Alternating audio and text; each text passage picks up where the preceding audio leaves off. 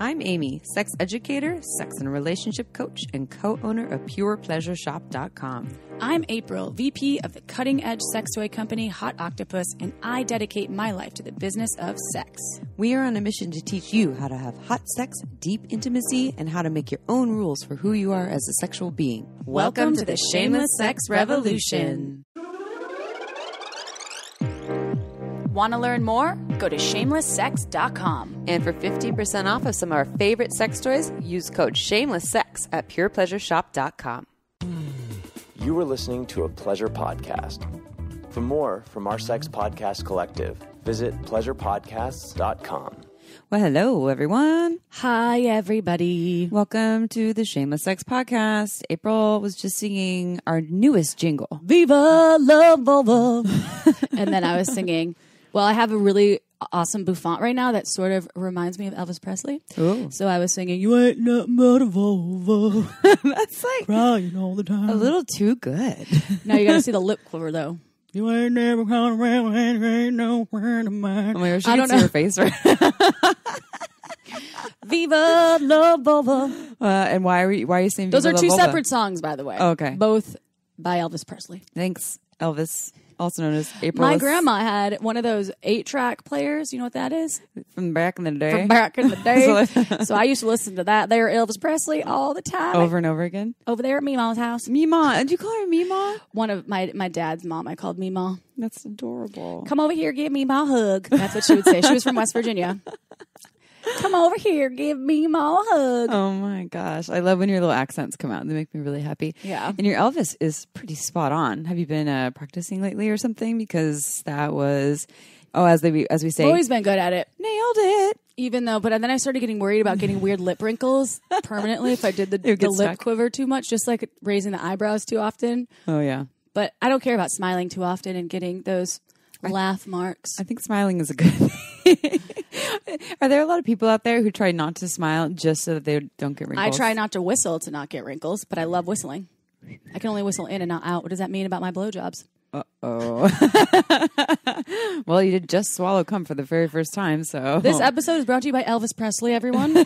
Well, she was saying Viva la Vulva because this episode is with Dr. Ian Kerner, PhD, author of She Comes First, but also his newest book, So Tell Me About the Last Time You Had Sex. And there's a chapter in there all about clitoracy in action. And in it, he says, Viva la Vulva. And you want to know why? Well, stay tuned. You will learn more. See, but I wasn't thinking it Viva la Vulva. I was thinking Viva la Vulva. Yours is way better. Because it's Viva Las Vegas. I know. I figured Oh, okay. that. Okay. I didn't know if you knew that. For those of you who aren't familiar with Mr. Presley, now you know. Oh my gosh. All the 18-year-olds like, who's Elvis Presley? Everybody must know something about Elvis, like Marilyn Monroe. Who's Marilyn? I don't know. All right. Anyways, this book, the day this podcast is released, the book will be coming out, I believe, a week after. Oh, and I have to make a special announcement. We're giving away books on our Instagram. We are. Right? That's right. We are. Starting today, the day this book is released for 5 days. If you go, So I April think it's 5 13th, days. I Oh, no, believe so. Or 5 books. Just go right away to our Instagram. We're at Shameless Sex Podcast on Instagram. Follow us. We post a lot of, I think, beautiful content. Lots of photos of Amy and I over the years doing funny photo shoots together. And we give away things and We fun do. We have stuff. contests. Yeah. And this time we're giving away copies of his book. So go and check that out. And there should be a post about Ian's book and a contest and to enter. And then follow us and be fans of us on Instagram. Okay, so let's dive in. Are you ready for a sex question? Wanna be a baller. Shock collar. Well, one of our friends told Amy to put the shock collar on her dog today. It's not a shock collar. It actually doesn't shock him. It Just vibrates. vibrates and beeps. But we both said at the same time, Wanna be a baller, shock collar. It was actually quite funny. Sorry. That's the only thing, but I am ready for a sex question. So this is a musical episode, by the way, everyone. We're like Glee, but the podcast version. Thank goodness we're not like Glee, because I think we'd probably been...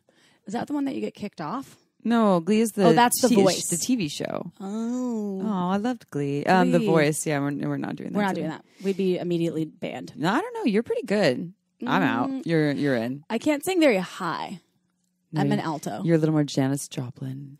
I'd say, yeah, I'm a Amy little more. Winehouse. Yeah, but Amy Winehouse had this most soulful voice. She was born to sing. Oh yeah, legend. not your dog, Amy Winehouse. Okay, focus on the question. Okay, sex question. I have never had an issue pleasuring women, whether it be fingering, oral, or sex, until my wife. The other women always were wet, and I could generally make them orgasm every time. But for some reason, my wife doesn't have much of a sex drive. She says she's attracted to me, but she's only lets me go down on her sometimes. I'm pretty experienced and have tried different things, while she has not been with anyone other than me. What should I try to make her orgasm? She never has had one. And what should I do or say to open her up to trying new things? I want to start this and just premise it by saying, wait for her to be vulnerable and share with her partner that she's never had an orgasm, because that can be really challenging, right? That's a vulnerable share, and sometimes it's not easy to tell someone, and especially when there's potential for hurting the other person's feelings and letting them know that they have never been able to experience orgasms together. So kudos to your wife. And I also wanted to say something that came up for me with this is that trying new things is going to be helpful. It seems like she may be. I'm wondering if there's a few things here. If she's probably stuck in her head a lot, which is what happened over the course of my sexual adolescence into my 20s and even my early 30s. And sometimes yesterday, too. And sometimes yesterday. I'm speaking for myself. Oh, absolutely. But I've been better when I get out of my head. But I wasn't able to ever have orgasms with partners because I just was conditioned. I'd conditioned myself and was so in my head when I was partnering with people and hooking up with people throughout the course of my lifetime that I thought I was solely responsible and masturbation was the only way to orgasms, and it had to be by myself. So it was me being stuck in that. And I will say toys really helped me be able to reach orgasm with friends. Thanks. Yeah, April and I orgasm together. With partners and with people that I was hooking up with over the years. That was one way I got over my orgasm hump, where I could actually orgasm in front of people. And it takes practice. And if she doesn't have a regular masturbation practice with or without toys, she should, I don't want to should her, but that will help. I invite her to at least explore that if she doesn't. And if she does, and it's still, orgasms aren't happening, I'm sure Amy, as a sex educator and coach, you have lots of suggestions. Toys are what came up for me, and really focusing on your body when you're in relational, physical experiences with a partner. Just focus, get out of that head, and because who knows what she's thinking. I'm not a psychic, but she might be in there just thinking like, oh my God, when's this going to end? Or what am I having for dinner, or whatever it is. So that's what I have to share. What's really interesting is, one, she's never had an orgasm, and she's never been with anyone other than her husband. And so I'm super curious about all of that. Like, has she even ever masturbated before? Has she ever tried self-pleasuring? When you say she's never been with anyone else, does that mean she's just never had penetrative sex with anyone else? Or has she received fingers, oral, other types of play from other people? It's unclear how much she's actually explored. And I think with what April's saying, what's really helpful is for us to explore ourselves and our own bodies, and not rely on the other humans to figure our bodies out for us, because they don't know what we're feeling and thinking. We know better than other people would or will. And I'm also curious about what she wants. Does she want to have more of a sex drive? Does she want to have orgasms? Does she want to try new things? I know that you want her to have an orgasm. You want her to be open to try new things. And I'm not shaming you for wanting these things too. Maybe, I don't know exactly why it's important for you to have her have an orgasm, but also it's totally understandable that you want to be with a partner that's open to trying new things, because that's your interest, right? You want to maybe be a little more sexually open and adventurous. And you have more experience. So I'm just curious about these pieces. Is she even asking about this herself as like, hey, I want to take this on and do this work? Or is this more you taking this on for yourself and your concern? If it's, like, I'm going to assume that it's the latter, that she's kind of okay how she is the assumption I'm going with. She's attracted to you. She doesn't have a high sex drive. She sounds like she's fine. And you are feeling like, I know there's more for her and I want more with her. And how do I inspire that? And so I would talk to her about it in a way that obviously it's not shaming, and isn't making it like this pressure where she needs to have this orgasm. More so, getting inquisitive, like what her experience is, and making it a we exploration. So you could speak to your desire and needs, because this is yours. I want to be able to try new things. That's yours. Your desire for her to have an orgasm, that's not yours. That's your own personal thing, but that's not on her to fulfill. That's up to her to decide if she wants to go down that route. But you can say, I really would love for us to try some new things together. Are you open to this? And I know that you've never had an orgasm. I don't want you to feel pressured to have an orgasm. I just love, being intimate with you. And I really have this desire to share more with you around sexuality, whether it's types of sex or just sex in general. Are you open to trying these things? And that's where sex toys come in. What if we start small or light, meaning we start with a sex toy that's not super scary or an extreme. A bullet vibe or something. Yeah. Small bullet vibe. Yeah, a nice small bullet vibe of some sort. I really love WeVibe just revamped their tango vibes. Yeah. So WeVibe tango. I like the hot octopus. Yes, I know it is, but I helped design it, the ammo, because it's a silicone bullet and it's got a little tapered head. So silicone sometimes can be a little softer and warms up better than some hard plastic, ABS plastic. These were silicone. Those are silicone too? Yeah. These are silicone. They never used to make them silicone. That's good that they revamped them then. Yeah. I like the motors in the tangos, but ammo's good too. The touch, because that's a nice flat one. But the ammo or the digit. These are all, so the ammo and digit or hot octopus, they're all small vibes, like April's talking about. Nothing too big. And not very noisy, so you're not going to be, sometimes it can be, I don't want to say embarrassing, but the noise sometimes can get you off of the orgasm track because you're focused on the sound of the loud ass vibrator that you're putting, like my magic wand that's like brrr. Well, especially you also talk about partner play here, and if you sounds like she's probably new to toys, so starting small with something like the WeVibe Tango Touch or the Hot Octopus ammo or digit are great ways to go. If you want to try these, you can go to purepleasureshop.com. You enter coupon code Shameless Sex, you get 15% off. You could try out a wand too, but I would say more so starting with something small like April suggested. Yeah, I don't know if I was her and I had never tried a toy. A big wand might be like, whoa, what is that, a microphone? And you were asking for advice, this listener or the person that wrote this question, about what should you do or say to try new things. You could also take it upon yourself to buy a few sex toys to offer as a gift or something to her and see if she's into it, just as kind of a romantic gesture, if you will. And I also wanted to say one other piece, because in the beginning of this question, you said the other women were always wet, and I could generally make them orgasm. Yeah. One thing I wanted to say is, just because their pussy's wet doesn't necessarily mean that, and when their pussy's wet or not wet, it doesn't necessarily mean they are turned on or turned off. One doesn't necessarily follow the other. They're not married. Directly correlated. Yeah, they're sometimes they're not always directly correlated. Right. It's just like sometimes for penis owners out there, sometimes they could be really turned on in their brain. It'd be hard for no reason, or the opposite, or their cock isn't responding and their brain's really turned on. So it's the same for pussy. Sometimes you could be extremely wet and really there's no reason. Yeah. And sometimes you can be nearly unlubricated naturally and so extremely turned on and your clit could be super sensitive. So I just want to touch on that. I'm really glad you said that, and the comparison to other partners. I understand why you would be like, wow, it was easy with these other people. Why is it hard here? And everybody's different too.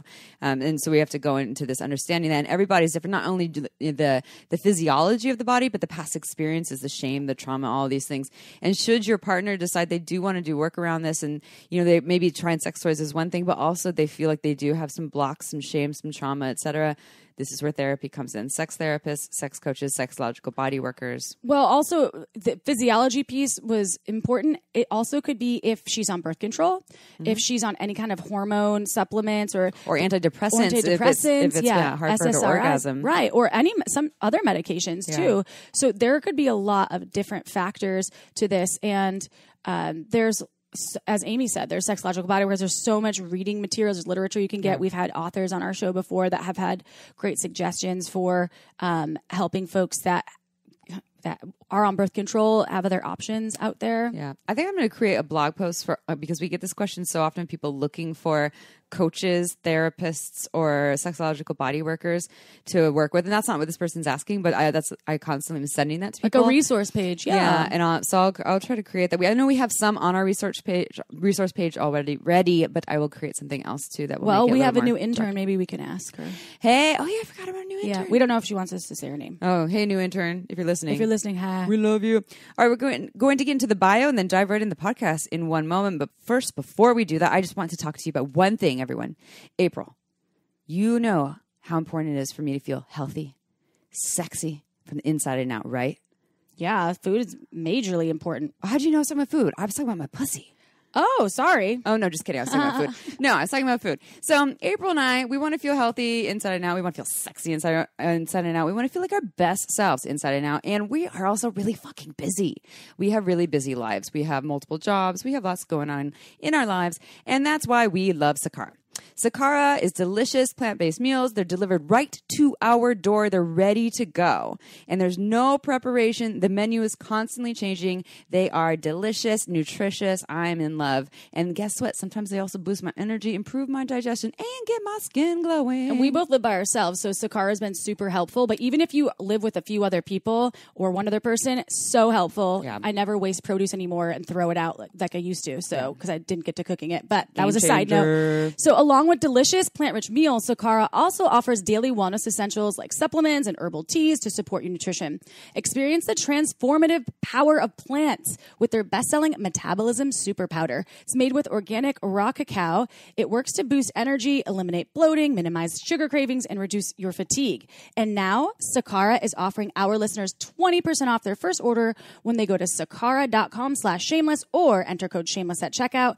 That's Sakara, sakara.com/shameless to get 20% off your first order. Sakara.com/shameless.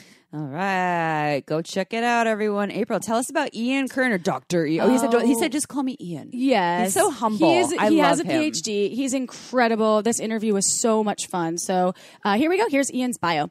Ian Kerner is a licensed psychotherapist and nationally recognized sexuality counselor who specializes in sex therapy, couples therapy, and working with individuals on a range of relational issues. He is the New York Times bestselling author of She Comes First and many more, including his latest book, So Tell Me About the Last Time You Had Sex, helping couples achieve more intimacy and better sex. To learn more, visit iankerner.com. That's IANKERNER.com. All right, it's time for the interview.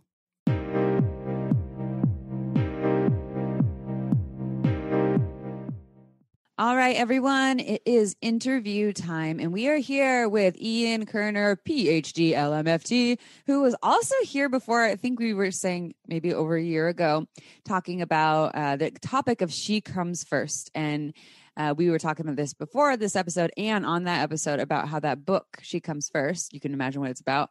It's not saying that he doesn't get to come, by the way, everyone. And how when April and I got our start working in the adult toy industry, that book was immediately on the shelves at Pure Pleasure. That's the store that I owned with my mom, or owned with my mom now online, and April was our manager there.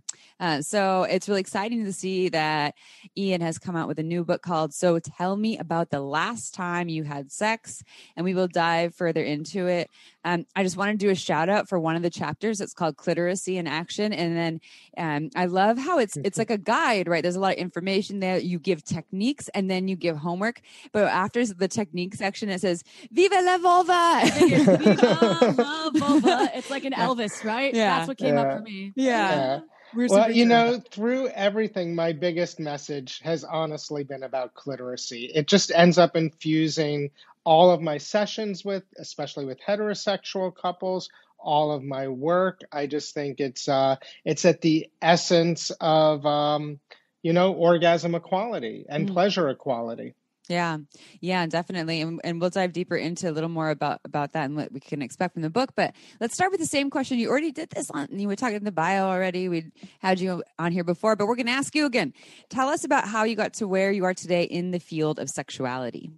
Sure. So I am a sex therapist and a couples therapist. I see individuals, I see couples. My practice is split between heterosexuals and LGBTQ folks, a lot of gay men.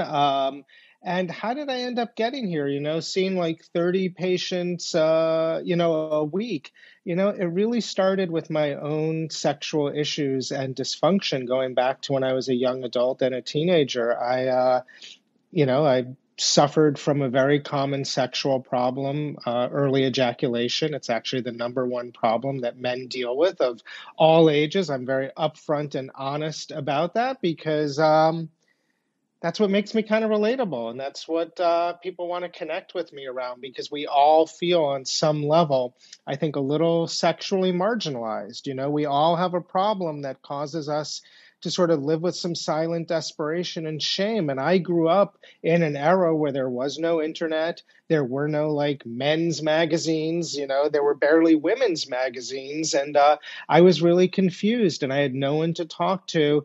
And it was really terrible. It was really terrible. And so gradually, I was actually in college. I was majoring in literature. I might as well have been minoring in sexuality because I was reading everything from Kinsey to Masters and Johnson. And it was all this data. But I was just trying to figure out how to pleasure, how to love, how to connect, how to get my head matched up with my genitals, and what it ultimately meant doing was breaking free from what I call the intercourse discourse, or just this idea that all sex, all heterosexual sex should culminate in, penis and vagina intercourse. And that one behavior should be privileged above all else, So I really had to break free from that. And I learned that even if I could last as long as I wanted to, it didn't necessarily mean that my partners were going to be sexually satisfied because I wasn't clitorate at that time. I was also ill clitorate. So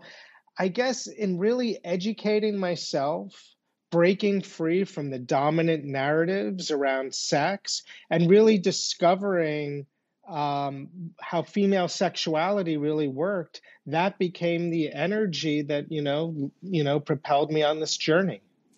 And She Comes First, as Amy mentioned, was one of our go-to recommendations when we were working in the store. And over the years, whenever I've encountered, and then especially after we interviewed you, I just revisited how amazing that book was. And now whenever I've met cis men, especially hetero cis men over the years that have told me, oh, I've read the book, She Comes First. I'm like, my respect level just went from a 5 to a 25 for you. I'm like, kudos, you have a gold star. So I just wanted to touch on that for a second. And because thank you for that work. And I'm really excited for this book that'll be out on April 20th. And we'll keep saying that of 2021. So I was wondering though more about the title. What's the deal with the title? So tell me about the last time you had sex.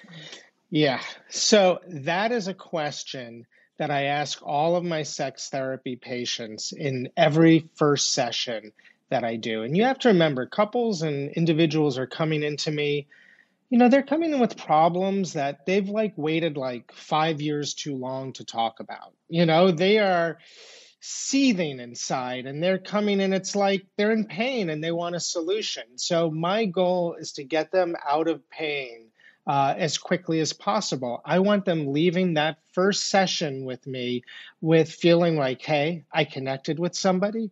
This guy gets me. But not only that, this guy is helping me get on track. And so how do I do that? In a first session, can I take someone from sort of hopelessness to hopefulness? And that question is at the key of it. I ask every patient, once I've learned about their issue that they're dealing with, I'll ask them, okay, so tell me about the last time you had sex. Why do I ask that question? Because to me, every sexual event tells a story, right? There's a narrative. There's a sequence of interactions that are physical, they're psychological, they're emotional, and they create what I call the sex script, right? We have sex scripts, whether we want to admit it or not, or we just feel like sex should always just be spontaneous. Most of us go into sex having it in a kind of particular way. And generally, the sex script reinforces the problem that somebody is having, like too little foreplay, too little outer course, too much anxiety around erections, not enough psychological stimulation. So basically, over the years, I kind of hold in mind, well, what should a good, healthy sex script look like from beginning to ends, from that first initiation of desire through pleasure, through orgasm, through rolling over and reaching for the iPhone, whatever you do at the end, like what should a really great sex script look like? And then like, how are people engaging in sex? What are their sex scripts? And I help them basically rewrite their sex scripts so that they aren't just having the sex that they had last time. They're looking forward to like the sex that they're going to have next time. So it's a simple question, but it's actually at the essence of the way that I help people change their sex lives. I like that idea of sex scripts, of thinking about it that way, and I've totally experienced that too in various points in my life, or even currently. I'm sure it comes up in various ways where kind of buying into it as like the story of this is how this goes. And obviously April and I work in a profession where we agree with you. We're trying to break free of those, especially the monotony or the having things the same all the time. Knowing that, especially for long-term partnership, that while we like the safety that comes with some sort of habituation and familiarity, that also the flip side of that one is that the newness changes. And even if we figured out the bodies and we're all having all the orgasms, but we're doing this the same way or ways every time, in itself can be really challenging. And I also like what you said about people coming. No, I don't love this. I just know this, that people usually seek out therapy and support when they're like, we're broken. And I think that also just speaks to our Western culture as not very preventative. We're more like, let's wait till we're dying and now go and get the help, instead of, we're really good. We want to be great. And we're in a resource place. And so just a little call to action, shout out to listeners too. I was just talking to a girlfriend about this earlier today, that I think it's a really good place when you're already starting to see some of the little pieces of maybe monotony or little resentments or little things, but you're still connected. I think is such a good place to seek out support, and not wait for that 5 years later explosive. And now then Ian Kerner has a job, but but Yeah. still, I mean, I think that seeking therapy at that point, I've done that in partnerships before where I've seeked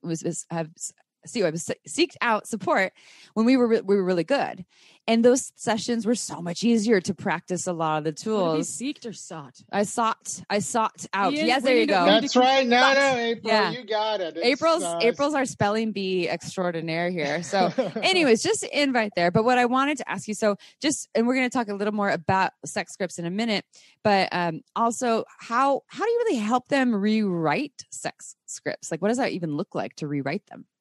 Well, basically, I will ask a couple to tell me about the last time they had sex, and, it'll become apparent where they're having issues. Maybe they're having an issue right from the beginning, initiating. Maybe they're avoiding initiation. Maybe that's where their sex script really needs help, or maybe where their sex script really needs help. And this I really find with heterosexual couples. I was just talking to a couple today, if I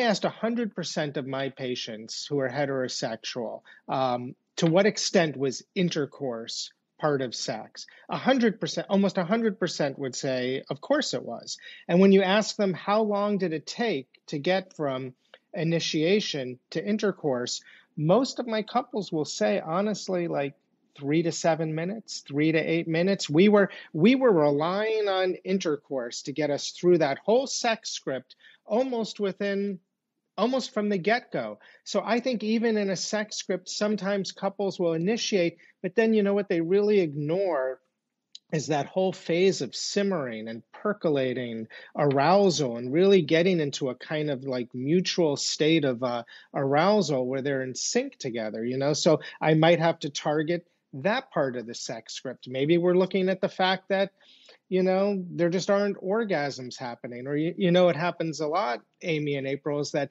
couples have a sex script, but it's just a sequence of behaviors, right? It's just like, okay, some kissing, some touching of the boobs, some, manual, some oral, then this position, and yeah, we have orgasms and it's done. And so, yeah, so there's a sex script.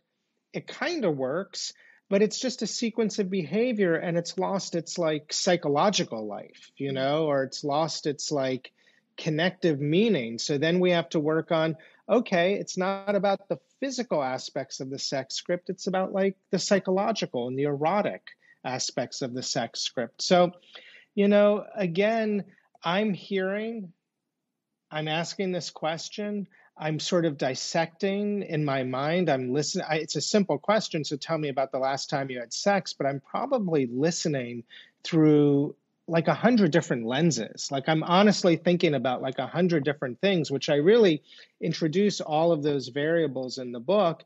And then by the end of a session, I'll tell a couple like, hey, like I think that this is kind of the issue that you're dealing with. And I think that we need to target it right when it's starting to occur in this phase. And every couple, every individual leaves my practice with a homework assignment. And I'm like kind of a rare therapist in that I don't schedule a next session until you've really done the homework or you've really been able to say, we just can't do the homework. So sometimes I'll see couples the next week. Sometimes it'll be 2 weeks or 3 weeks. But what they're doing in between the sessions is really important. Mm-hmm. So that's a huge takeaway. And that's the thing about therapy that I've realized, and not even couples therapy, but therapy on individual basis too. It's like practicing what you're learning is so important, but it's so easy to drop back into the habits, the patterns. And I'm sure when there's couples doing work with an individual such as yourself, an expert, and you've worked with thousands of patients, right? Couples, individuals. And so I'm sure there's so many takeaways and these practices. So writing this stuff now in this book is a tool that even if you're unable to work with Ian Kerner, you can identify what all of these thousands of people and what's successful, what's working. So I guess the question here, that was just a comment because it rings true. When I don't practice what I'm learning, nothing changes. Mm-hmm. So if you want changes, This is the start. So and you've touched on it a little bit, and I want to just kind of emphasize some of the main things that you've learned about couples sex script over the years. And we've talked a little bit about the physical and the psychological. I would just love to hear some more. Yeah. So, like one of the things that I've, learned by working with, say, heterosexual couples and LGBTQ couples is that, especially like for gay men, like only if you ask like all of my gay male couples, like, so tell me about the last time you had sex, only about 30 to 35% of them actually had intercourse, which really sort of dispels the myth that like gay sex equals anal sex. So it does beg the question, well, if you're not having intercourse, then what are you doing, right? And it kind of comes down to like a kind of a common set of behaviors like hugging, kissing, manual stimulation, oral stimulation. There are about 12 common behaviors. But when you look at how gay men put them together, there's over 1,300 combinations, right? So that's 12 behaviors that are generating like 1,300 different types of sex scripts. That's a lot. When you look at heterosexual couples, not only are their sex scripts dominated by intercourse, there's only about 40 to 45 different combinations. So that's 45 combinations of the same behaviors versus, 1,300. And so what I've learned in my practice is that like, sort of the more you're creative about combining different elements and different behaviors and the more you're open-ended, like, like it's interesting, like I work with a lot of people who they start to have sex and then something's not going right. And oh my gosh, like we're going to go straight to intercourse now, but I'm worried about my erection and holy cow, I'm losing my erection and like sex is done and we're not going to have sex tonight and I'm probably going to avoid it tomorrow, right? Like, so I also work with a lot of couples, like how do you stay in pleasure when you're having an issue? It's like if I'm driving and I want to get somewhere and I hit a a detour or construction, I don't just stop and abandon my car and get out. Like, I keep driving, I stay in the flow. I may have to slow down, I may have to turn left or right or veer. So I also really want to work with, when you have an expansive set of behaviors and an expansive sex script, you can stay in pleasure, you can stay in the flow, and you can kind of go left or right, when you need to get in sync. So that was one of the things that I really learned, was like, let's embrace a lot of behaviors and let's have a lot of different combinations of those behaviors. I think that was one key takeaway. And let's remember that sex is supposed to be fun, right? It's supposed to be adventurous. It's supposed to be relational. It's supposed to be connecting, Generally, it's not procreative, right? If it's not, and generally we're not having procreative sex. So we don't need to focus so much on penis and vagina intercourse, because that's kind of the form, or that's the sexual behavior that most benefits procreation. It does not actually most benefit pleasure, especially female pleasure, when we look at the orgasm gap and the percentage of women who do not have orgasms from intercourse alone. So let's develop sex scripts that are really about connecting and about fun and pleasure. You mentioned somehow you mentioned something that triggered something else that I really learned about people's sex lives, is that, as much as we want to turn on and be excited and do something new and novel or adventurous, at a certain point during sex, we also have to turn off, right? Like, we have to get into, like, especially women, you have to get into a kind of like flow state, like study after study shows that as women are getting closer to orgasm, parts of their brain literally start to turn off and they start to go into a kind of trance-like state, which doesn't really happen for men. So I think that that's another area of disconnect. So how do you turn on together, but then kind of turn off together? And by turning off, I mean getting into like that kind of mutual like autopilot, where you're just totally present and you're not thinking about what you're doing anymore. You're just doing. I like the idea also of the flow state. And if people never identify with that, like surfers get into a flow state when they're on the wave, or I actually personally, when I teach sex ed, will go into a flow state. It's just because it's just a part of me, like, blah, blah, blah, blah, and it's like something is just running naturally. And I'm not thinking about this. I'm actually just like naturally, in it. And there's a level of presence that comes from it. So is that what you're saying? The part of this flow state, the turn off to turn on, is kind of turning off the thoughts and the mind? Absolutely. I mean, I think what you're talking about is really interesting. And there's it's okay if I bring in a little science, or you can bring in whatever you want. Shameless science. Okay.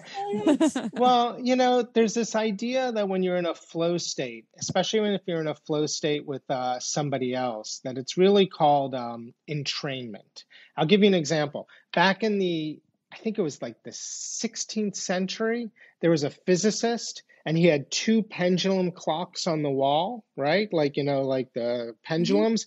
And he noticed when he started them up in the morning that the pendulums were out of sync. But then within about 20 minutes to a half hour, they were in sync.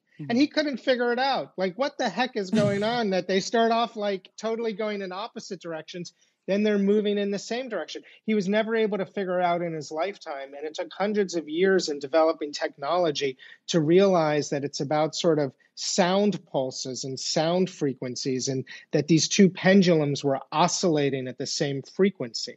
Well, that's when we're in a flow state, especially with another person, when we're oscillating at the same frequency, when we're pushing someone on a swing, right? When we're like kissing and getting really absorbed, when we're throwing a ball, sometimes with a dog that's just coming back and forth, right? It's rhythm. There's something physical happening. And that rhythm, that rhythmic togetherness is sort of triggering this entrainment, which is actually that kind of oscillating at the same frequency. So that's kind of what I mean about turning off, is like getting into that same frequency with another person. Okay, time for a quick break. This podcast was made possible by Uberlube. It's a luxurious silicone lubricant that enhances sex and intimacy. We receive emails from listeners who have tried Uberlube, and the feedback is unanimous. We never knew lube could be this good. It's also less likely to throw off the pH than most other lubes, and there are thousands of doctors recommending Uberlube to their patients, whether they want to make their hot sex even hotter or for folks experiencing dryness. Uberlube is without a doubt my favorite lube. It has no flavor, no scent, and feels absolutely amazing on my body. And it isn't just for sex. I use it to tame my hair frizzies, to prevent chafing, and I even put some in my mouth before an oral sex session. Totally ups my blowjob game.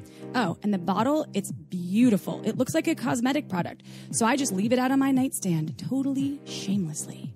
To learn why we think it's the best lube on the planet, check out uberlube.com and use code ShamelessSex for 10% off, plus free shipping. Again, that's uberlube.com and use code ShamelessSex for 10% off and free shipping. This podcast was also made possible by omgyes.com. OMGS is a research-based online program that teaches you all about how to pleasure the pussy. OMGS studied thousands of vulva owners to find out how they orgasm and then made beautiful animated modules and super honest short videos to give you ways to reach even more pleasure. I've been recommending OMGS to my clients for years, and it's been changing their lives. We all know pleasure is fluid and ever-changing, so why not add more tools to your pleasure tool belt? OMGS is for everyone, so whether you are a vulva owner or you just love vulvas, OMGS will give you the techniques to get your O-face on. There are 2 seasons to choose from and hundreds of gorgeous videos to explore, so go see what science says about pleasure and visit omgs.com/shameless. That's omgyes.com/shameless to get $5 off your OMGS access. Again, omgs.com/shameless. Go check it out. Now back to the show. Which takes some skill when in presence and attunement and things like that. And what I'll ask you a question, but April's going to ask you about some tips. But would you actually? I'm going to link them together. I'm just going to do it because I'm going to ask you about homework tips to give the audience. One question I have is: would you say meditation practice would be a homework tip for people to figure out more about presence? And then also, what other tips do you have for our audience who want to go right now and learn more about how they can incorporate this in their sex lives? Right, and we're talking sort of about this flow state of kind of getting all of the yourself... above. Yeah, I mean, all of it. Yeah. Yeah. So let's do this. Like, let's say that there's a sex script that has a beginning, middle, and an end, right? Okay. So it's like a straight line, beginning and end. And let's draw a line through the middle of the sex script. Okay. So to the left side of the line, we want to be turning on, right? We want to be getting aroused, absorbed. And then to the right side of the line, we actually want to be turning off, right? So that's kind of hard for people. People have to understand, like, it takes a little bit of like thinking about, like, how am I going to both turn on and then how am I sort of going to turn off? And so I would love people to think about those phases. And that's what I really get my patients doing. I get my patients sort of thinking about, like, how do I get physically turned on and how do I get psychologically turned on? So I spend a lot of time in my practice. Yeah, we talk about the physical stuff, but I spend a lot of time in my practice talking about getting psychologically turned on. Really, because, like, look, honestly, we know that some women can fantasize their way to orgasms, right? Like, some women can not touch themselves at all and give themselves an orgasm. And, when I'm working with men who have psychological erectile disorder, right, I'll sometimes give them an assignment. I'll say, well, the next time you're home watching some really hot porn, try and give yourself a hands-free erection. Don't touch yourself at all, right? And guys will come back and say, well, I was watching some hot porn, or I was actually fantasizing about something. And within about 3 to 5 minutes, I had a really decent, usable erection, right? So that's all the power of psychological arousal. So why can we do that on our own, but we often don't do that with our partners? We don't engage our minds. So I work a lot with helping people sort of step into the shallow waters of exploring fantasy and erotic themes and understanding like their turn-ons and knowing themselves erotically and being able to play and being able to share that with a partner. So that to me is a big part of turning on. And I guess if I was going to translate that into a homework assignment, I would probably ask a couple, and tell me if you agree with this, I would say that a lot of couples just don't have experience sort of opening up about their fantasies or opening up about erotic themes. Totally. I can be one of those humans, to say the least. I have problems. Like, I'm really great at speaking until it comes to getting intimate about what's deep in my brain. And I'm like, yeah, I guess I like that. That's nice. I just shut down. It's difficult. And so I want to own that, because I know it's probably hard for a lot of folks out there. Yeah. So a lot of folks want to be more psychologically aroused, but they're a little ashamed, or they're a little embarrassed, or they don't even know their fantasies. So I do a few things. Like, first of all, I emphasize like that there's two types of psychological or mind-based arousal. There's side by side and there's face to face. Face to face is like you and me in a room, sharing our fantasies, role playing, just having fun together. Like that takes some boldness, right? It's funny because when we're little kids, when we're 4 or 5, we're like, oh, let's go pretend cops and robbers, and let's play doctor. And like, I will contend that our erotic lives when we're 4, 5, and 6 are probably hotter very often erotically than they are when we're like, middle-aged adults. Like, that's when I could have an orgasm to Fatal Attraction sex scene on the stove. Yes. Or just humping your teddy bear. Or humping the teddy bear. Yeah. Like, without touching myself, I could have the orgasm. So I love to introduce couples to side-by-side psychological arousal. And that's really simple. That's like reading literary erotica together. That's like picking out some really hot ethical porn together. That's like listening to erotica podcasts. I think, why don't more couples just do that? Why don't they sit down and say, let's get ourselves erotically engaged with some, material here? Yeah. Well, I've seen this with people too. It's like, it's not natural. We're supposed to just feel this on our own. If we need to add something, we're broken. The same thing with sex toys too. That adding a sex toy, which we don't agree with any of this, right? It's a bonus. It's like, let's add this new spice, this newness, this creativity. And for a lot of folks, I didn't understand that it's just kind of threatening to them. But I like a lot of these creative ideas. I had a question for you, Ian, about, because we haven't touched on it yet, and it's interesting to me, about the intercourse discourse and how this affects couples, because I think that you've talked a lot about the homework is brilliant, but can you touch on this? Because I'm not familiar with it, and I'd love to hear more. Yeah, I mean, I think, we've been talking a little bit about it, which is to sort of say, and it kind of goes back to she comes first. Like, I think that intercourse creates a lot of pressure for couples. It creates pressure for men. You don't know the amount of men I have. I mean, if they could just relax about intercourse, like, they would have the healthiest erectile function. I feel like more and more, especially with younger men, I'm dealing with psychological erectile disorder in cases of men who are teenagers, like literally teenagers, 20-somethings, college students, kids, guys in their late 20s. And they have so much anxiety, and it's really focused around intercourse and their performance around intercourse. And maybe it has something to do with sort of living in a world where there's a lot of porn, or maybe it's just living in a world where there isn't a lot of discussion of pleasure or sex education. And then I know a lot of women often worry about that as well. Like, am I going to be a good partner? Am I going to be lubricated enough? Am I going to be able to have an orgasm? So I do talk a lot about moving from intercourse to outer course and really getting into the oral sex and the the manual stimulation, and building sex scripts that are sometimes completely outer course based.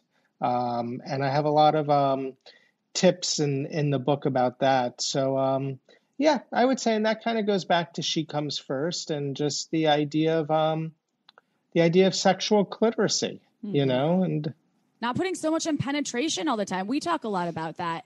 It doesn't always have to be penetration. I like the outer course instead of intercourse. We don't say that enough, actually.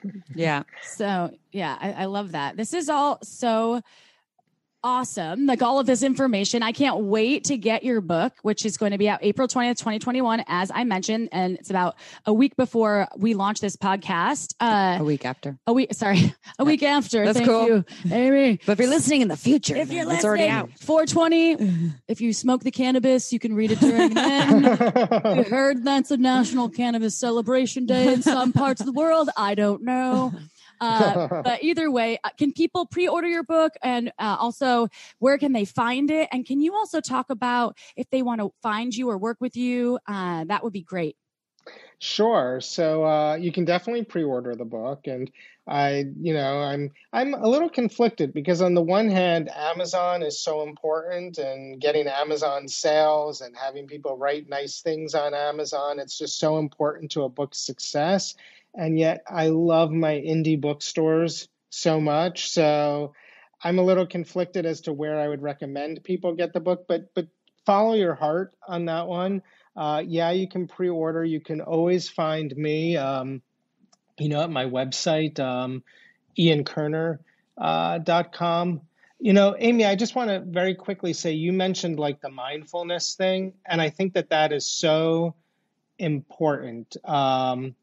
To be sexually mindful. And being sexually mindful is being mindful when you're with another person, which is different than a lot of the meditation or mindfulness we practice when we're on our own, right? So it's really about really being open-minded and curious and present with the body that you're with, and really just, if you're starting to have those like agonizing, internal, anxious thoughts, like go to arousal. Go to what's like interesting and curious and turning you on. And, if you want to practice getting into that rhythmic flow state, sometimes walking side by side with somebody or staring into somebody's eyes or even kissing, all of these are ways in the real world.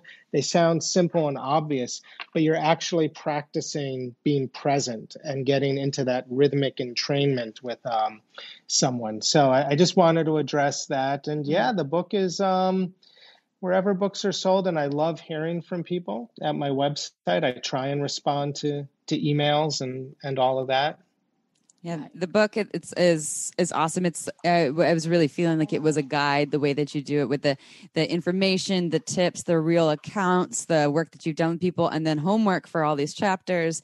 And of course, April and I love the cliteracy chapter, but we love all the chapters.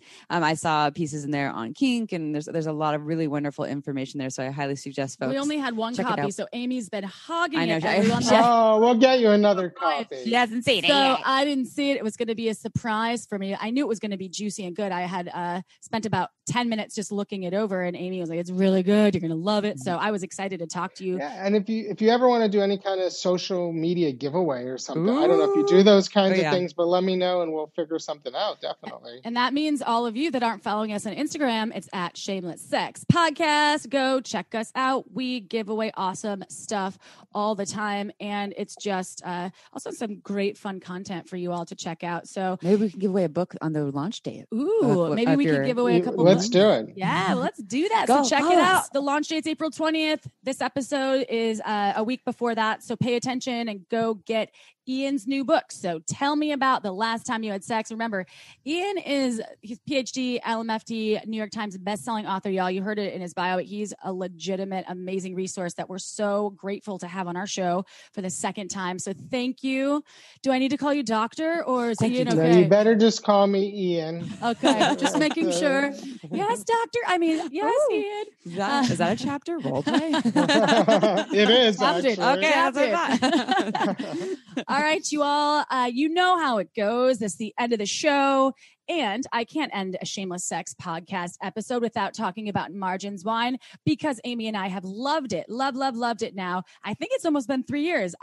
But my concept of time is bad in the Gregorian calendar, but I believe it's 3 years. She only does 2 releases a year, underdeveloped varietals from underdeveloped regions. No, underrepresented varietals. If you don't know what a varietal is, Google it. It'll tell you. Okay. And you go to marginswine.com, get on the newsletter, and go check out her wine. You can buy some bottles, save some money. We have that in our show notes if you want the coupon code. And I'm going to do one more just little invite for you all. I and Amy myself would love if you could go on iTunes and review us. Give us 5 stars. You don't have to leave a long review. It just helps more people find Shameless Sex. And it also helps offset some of the turd reviewers out there that give us 1 star and say best podcast ever, but then they gave us 1 star. I'm like, I don't understand this. So It really does help more people find us, and we will love you for it. We read every single one. We listen to your feedback. So go right meow. Do it. Meow. All right, y'all. We're going to see you next Tuesday for another episode of Shameless Sex. Ciao for now. Want to learn more? Go to shamelesssex.com. And for 15% off of some of our favorite sex toys, use code SHAMELESSSEX at purepleasureshop.com.